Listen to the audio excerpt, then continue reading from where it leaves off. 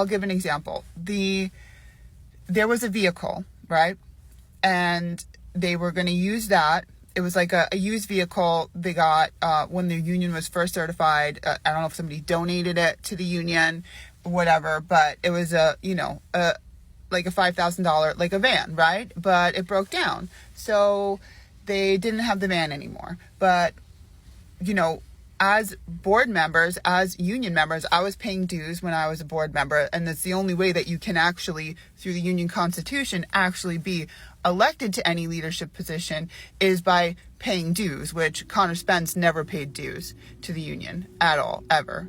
We have to ask ourselves, where was this funding coming from? Who was funding Chris Smalls before the union was certified? And is continuing to fund them because they don't collect dues. And the problem with not collecting dues is then the members have no say, because then all that Chris Small says is, oh, well, you don't pay dues. But I was paying dues, and there were members who did pay dues because we really believed in the union. So this van, back to the van. So Chris Smalls goes out of the country all the time to raise money for himself. And he, when he came back, we said, okay, where's the van? And he's like, oh, it's in the shop. And that's what he's been saying for months and months and months. And anybody who knows, like, anything, nobody's ordering a part for months and months and months. Either you can fix it or you can't. There's no ordering parts for months and months.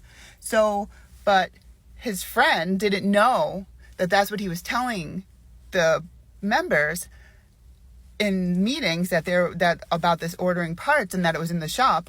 And he said, oh yeah, that got towed a while ago, because they had it parked in front of a building. And if you have a car parked for too long and somebody reports it, they mark the tire. And then if you don't move the car, they tow it. So that's just one example. Like, we wanted a van so that we could take workers from the ferry all the way to the other side of the island of the facility, because Amazon will not sit down with the MTA to improve bus service to the facility.